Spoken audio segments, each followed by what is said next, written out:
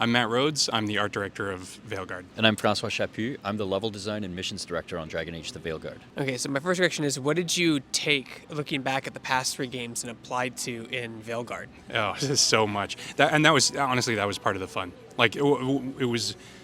I've said before, we felt like kids in a candy shop because we've been working on these projects. Like I've been on Origins to Inquisition up until now. Francois joined us on Inquisition, and so there have been these places that have only ever been mentioned, hinted at. You've seen little glimpses of, and to actually finally get the opportunity to really bring them to life was just like, it was a blast. So we would go back and say, we'll use Minrathous as an example. A Tevinter city, we've heard about it before, but you look back in previous games and like we saw Tevinter architecture in Kirkwall in Dragon Age 2. We saw ruins of it in in Inquisition. We saw indications of what the clothing, the visual language of clothing would be in Dorian and in the Venatori. And so we had a huge amount of fun kind of reverse engineering the language out of those and then extrapolating that. So you take, Dorian, for example, and you want to say, he was kind of the rock star rebel from his place, but what would it look like if we made that a little bit more conservative and then we turn that into a new language and apply it across like a city? And so what we really are hoping for is, we're going to new locations. They are brand new. They're exciting, but hopefully fans that are familiar with this material will just immediately recognize the DNA. And it'll be like, oh, okay, I'm familiar. This is all new, but I get it. I get where this comes from. And then for myself, from a world building perspective, one thing that we wanted to make sure is that there's always uncoverable and discoverable layers to the game in the areas you go to. And a lot of our inspirations for that come from the other games, come from the lore. So one example in the prologue is, as you are following the trail looking for Solas, eventually you end up in this secret underground area that goes into the elven history, because as folks know, Minrathous has been built on top of elven infrastructure. They are borrowing and using that ancient magic. So it informs a lot of the layers that we can do and the discoverability things. But probably the most fun we've had, and there's a room I don't want to spoil, but we have some rooms that are very deliberately arted up and decorated to tie into past games, to sell narratives. I really want to tell everybody which one, but like that's the main thing, is everybody is playing this and working on this game as a fan. What are the things that we were inspired by that we want to touch on, that we want to relate back to? And I think that's the main thing for me. This franchise has been like a roller coaster of ups and downs, and Veilguard seems to really put you like neck deep in this lore, because I've played all 3 of the games, but I don't remember, because it's been a while since Origins 2 and Inquisition. How do you go about like introducing, from a narrative perspective and a question, introducing these areas to players so they kind of understand? Because I remember hearing about the Ravens, but and a city, but like I don't remember unless I have to go back and play Inquisition or Origins 2 again. How do you do that to the player so it makes it accessible and builds up on that world? Oh, thank you for asking. It was actually a pretty big effort and undertaking with a lot of iteration, but the main thing is that when we sat down and looked at the onboarding experience for players, and we focused on the pillars that we wanted to design around, which one of them was to focus on meaningful, impactful content that contributes to the narratives, we knew that we needed to be very deliberate about not only the mechanics we're teaching players, but also the concepts. We introduced Minrathous. Let's not talk too much about Tevinter and Ferelden and Orlais yet, because we want players to situate themselves within Minrathous first. We mentioned Solas. Let's not talk about his other names as the Dreadwolf or Fen'Harel. Let's just let people focus on Solas for a while. So there's been a lot of iterating on that, and one of the key advantages for us too is we made it a point to have this game as playable as early as possible, and that allowed us to iterate on it and get a lot of feedback from players. And our team's fairly large. Everybody's had a chance to play through it, just about, more or less. Don't quote me on the exact number there, but we've had a lot of our own devs playing through it and giving us feedback. This is too much, this is confusing, or even this is conflicting with other things we're saying. So there's been a lot of iteration there as well. For me, like if I could really summarize it, it's not just looking at the onboarding experience from a player mechanics standpoint, but also from lore. What names are we saying and when as well was very deliberate this time. My other question has to do with the question is, normally in a game, when you're entering an area for the first time, you're like introduced to the area, maybe by guards or something. You have to do a couple of incidental quests before you talk to the king or the mayor, whomever, right? This doesn't seem to be that way. You kind of just get right in it immediately. Like, you meet the big leader of the village or the area. Like, what went into that decision? Because it kind of seems a little bit overwhelming. Like, I kind of want to explore the city a little bit, do some mini side quests, and then do the main quest. Or it could just be for the demo too, like throwing me right in. Like, what went into that decision of just like hitting the ground running right as you enter a new area? This demo does skew a lot more in that direction for the areas that we've chosen to show you. Yeah, so there'll be a much bigger variety, but still, there are things that have gone into the decision to approach certain areas that way as well. And one of the stories that I like as well is kind of looking at the prologue as like a key example of that. How we wanted to open this game was a lot of looking at other inspirations, like Bond films, for example. How they open with what appears to be the ending of another story that you didn't get to see. Exactly, right? So it was, for that one, we were trying to make a certain type of impact. And if you get a chance, you can ask John Epler about it. He gives a much better answer about it. But there are a few other examples in here where you'll see that do that as well. And that's us trying, again, to onboard you into what the stakes are for this area. But I want to highlight that one of our key pillars is still player freedom and exploration. And that will come together, and we will have areas that are entirely up to you to discover and for you to familiarize yourself with at your leisure, and also optional. So if you don't want to do it, you don't have to. So there'll be a good mix, and we think it's a good balance, and I hope you agree with us. So Matt, on your side, after Dragon Age 2, and I might get some, you'll correct me if I'm wrong, I'm sure. The Templars have been disbanded. Magic is now more free than it ever has been, especially in the Inquisition. I felt like you really ran with that. Like, you're really like, magic's legal now, so everyone's going to use it and it's going to be everywhere. Talk about that decision. Sure. Well, so that was one of the really big and fun parts of the world building of this game is thinking about, particularly with Minrathous, but also we're in a circumstance where you have these elven gods on the loose. The veil is weaker than it's ever been. Whatever magic is in the world has just suddenly, it's almost like the static charge has increased across the board. So you have a city like Minrathous where magic is practiced openly. This is in contrast to everywhere else we've been in Thedas. So it gave us this opportunity to say, again, because with everything, we're trying to make sure that the story is visible, like that you can look over someone's shoulder and understand something about the world. So, Minrathous has its like glowing signage and its floating architecture, and like these, there's these elements that are a little bit more heightened. But it's true. Then there's areas like, Arlithan Forest where what was kind of residual background radiation magic left over from ancient times, now because of the weakening of the veil, all of that stuff is kind of raised. Things are getting crazier. People who would normally be taking these readings are now noticing it's going off the charts, and like there's bigger problems.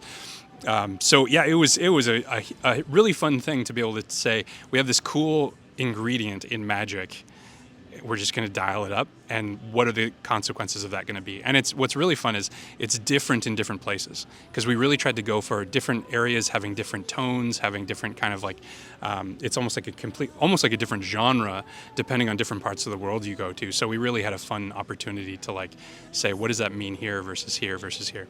Like, would it be fair to say that this is kind of like the Industrial Revolution for this world, but like in terms of magic? That's an interesting way of thinking about it. I like that. I'm just exploring that metaphor. Sorry. Yeah, I mean, I think it's true. It's like, it is like, it's like the background radiation, or almost like this like radio signal that's gotten suddenly boosted, and now everyone can pick it up. It's picking up in people's fillings. It's it's all over. But yeah, I think Industrial Revolution also. The only difference I would say is like, it's not as harnessed as that. It's not like people are figuring out how to put it to application. It's like there's just a lot of it, and we don't know it. It's almost like the water level's been rising. It's like the water is rising everywhere, and like sometimes boats were already there, and now they're just higher than they were before. In some cases, it's like now villages are underwater, and oh no, and everyone's kind of just being forced to deal with whatever the fallout of those consequences are and how to manage it. So in terms of the side questing, the main questing, and just exploring the world, how do you get players to explore organically so they're not just following a waypoint? I know players are going to do that anyway, but sometimes how do you make them divert from that path? No, I love that question. It's something I've thought a lot about, and for a long time. Yeah, there's quite a few different techniques that we that we employ here, and one of the ones that I like a lot is the way we approach landmarks, particularly when you get to the explorable levels later on. Landmarks should be an invitation to players and almost a bit of a challenge, a little bit of a tease, and how you can go to those areas. What might you find there? And going back to that layering that we try to hint at early on, but that I was talking about earlier, it's try to give players a taste of that, so that you start looking, and through our puzzle design and the way we onboard those, we start trying to teach players what to look for, what are opportunities. Our doorways don't always look like doorways, for example. You know, a socket that you can put a crystal in, for example, what might that open? You see one of those out in the open. We want your imagination to be piqued. The way Corinne talks about it is, I want my imagination to be tickled when I'm looking through these areas. And a lot of these lead to significant areas that open as well, and areas that you could just miss if you just don't want to. If you just want to do a drive-by, you absolutely can. So that's one thing that we really do, is the landmarking and the language that we are trying to establish with players. And we're also trying to be very careful so that anything that we teach the player that they can do, we're trying to be respectful of that and hold ourselves accountable to not betraying that language. So that you learn to trust, like, oh, that's something important, there's probably something there, there's an opportunity. But also in addition to that, the other thing that we've done a lot of is how I call it the content funnel. How do we funnel players towards different opportunities, different content? So sometimes that might be a note you find in the world that references a location and a character. And if you're interested in going to find out what is going on, you can. But also maybe you're coming from a different perspective and you just run into that character naturally. That's a second way to onboard you into certain side quests and opportunities. So just making sure all of these play together and iterating on it as well, making sure it's visible, not overwhelming, spread out correctly, and so on. Matt, let's talk about color theory. Great. I mean, this is one of the most vibrant games I've seen in a long, long time. You make use of the full palette. Obviously, the tells us like blues are cools, yellows are warms. You still use those, but like, I'm noticing the flames are all indicative of like the magic sorcery spell. Red is fire, green is necrotic. You know, that kind of stuff. Talk about what went into that decision, because you used so much color in all of your levels. A huge thing that we wanted to do, and it kind of became this, it's more and more a thing that is like a banner that we wave, is creating a world worth saving.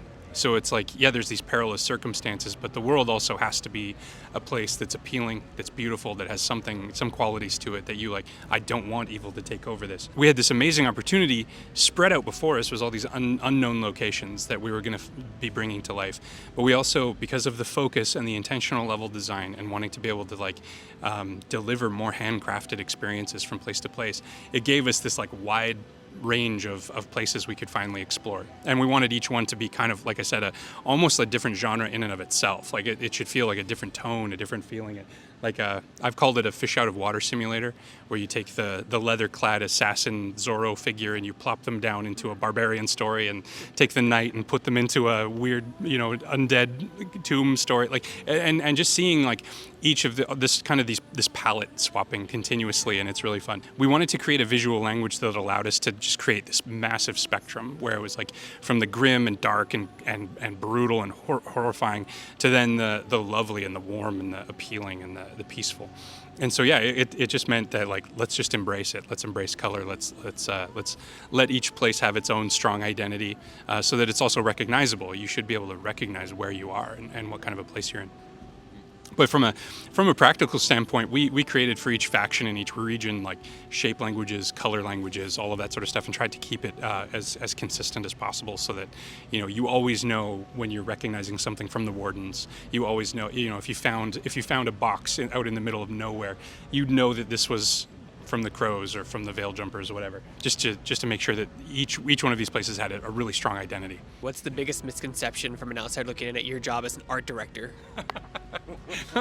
Okay, all right, this is a classic one. I've spoken about this with other art directors. One of the classic misconceptions about art direction is that the art director decides how the art's going to look. It's what it really is you are looking at like the team you have, the skill sets they have, the story, the gameplay, the what the art is going to support, and you just try to make sure that there's consistency with how everyone contributes to make sure that that's supported. There's actually a lot of people assume that being an art director means you have absolute control on the visual, on like how things are going to turn out. That would be lovely, But at the same time, honestly, I think I'd hate it because there have been so many contributions from so many people that I would never have even thought to ask for. But they bring a new skill set, a new perspective, and so what you end up with the art direction is ideally this great combination of a whole bunch of people, and it's kind of a surprise for you as much as it is for everyone else. You have to be willing to be blamed for it going wrong. Yeah. So it's like, it's no one else's fault but mine, but if they win, they win. And so yeah, it's good. Yeah, I'd say the biggest misconception about my role as a mission director and as a level design director, and people often think that I sit into every mission or every mission kind of planning thing and dictate exactly what we're going to do, when and how and why. Whereas really what my job is to establish the rules, the things we're aiming for, and kind of the bounds that I want my team to work with. And then I give them what they need and make sure they have the opportunity to come up with the answers. And a lot of what you're seeing today has come from the team. And then, of course, I review it and stuff and give feedback, and most importantly, from a game-wide perspective. But really, I don't go through a script with a fine-tooth comb. I don't really want to do that either, because listen, my brain, I think I'm a very creative person, but I'm also very limited in what I like and in what I do, right? So the most important thing is I'm there to support a team that have a huge variety of ideas and that are oftentimes smarter than me.